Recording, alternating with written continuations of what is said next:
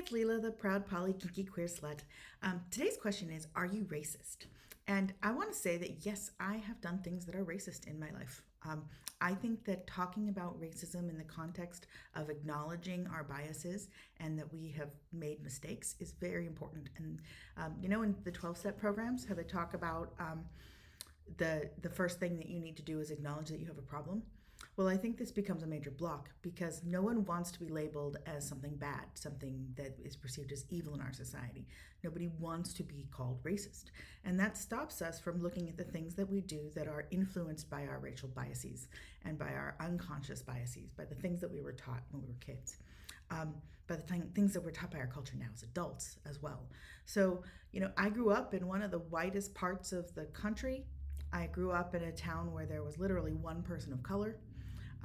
I was taught messages about fear of people who were different from me that were internalized into me. And as much as I find myself trying to actively fight that, as much as I read books about being anti-racist, as much as I try to teach my children about the history of racial oppression, as much as I really do make an effort in my life, I know that I still mess it up. I still mess it up. Like even on these podcasts, I talk about, all of this oppression out there. And I tend to not talk about the big glaring one of racism or mention it in passing because my experience is with other kinds of discrimination. But just the fact that I can say that means that I'm ignoring my racial privilege in some ways. And I try not to do that. I try to look at my racial privilege. I want to talk about the concept of racism as a word. I know that's a highly charged word for a lot of people. And it's because it's got, racism is horrible.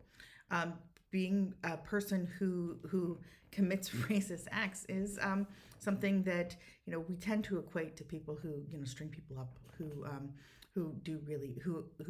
conduct violence as a part of their bias.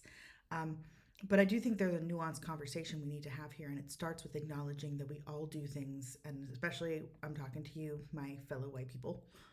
We do things because of the biases that are in us, whether we mean to or not.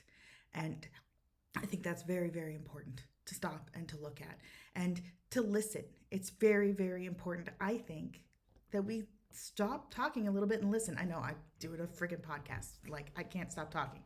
But take a moment to actually pay attention to the voices of people who are different from you. It is not the job of a person of color to educate white people about racism. But when somebody does step up and say, here are my thoughts, here are my opinions, the books that have been written, oh my God, so many books.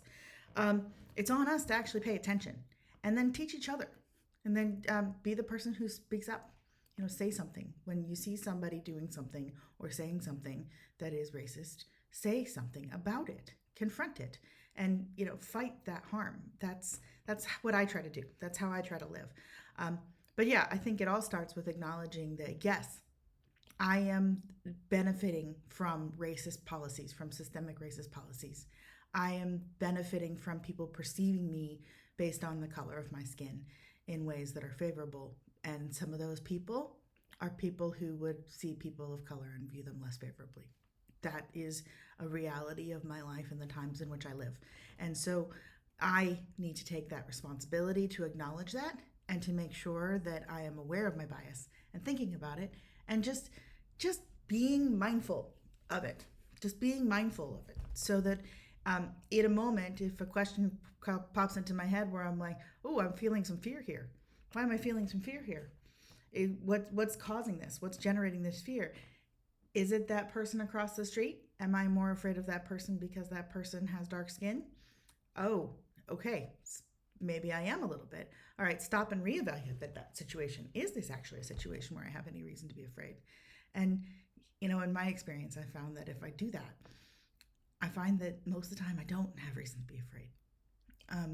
It's important work. It's important work. And as a parent, I also really try to make my kids both aware of history and aware of current biases and of their privilege, but also to expose them to people who are different from them, who look different from them, who have different cultures from them, who act differently from them because of those cultures and those backgrounds. to really give them the sense that all people are people, and make sure that they don't have that experience I did of growing up just not knowing. Um, because I do think that that's important. They will have less unconscious bias than I have. And that's how we move the needle. That's how we push this forward. Final thought on this: people do not get a pass on being racist because they are old. They just do not. And I will talk more about this in a different episode, I'm sure. But also we need to acknowledge that in our culture of white culture in America, we go to great lengths to keep the peace and to not challenge people and to respect our elders. And that means we let them get away with saying all sorts of stuff unchallenged that we really just shouldn't. And I like to just step up and say something when I hear something.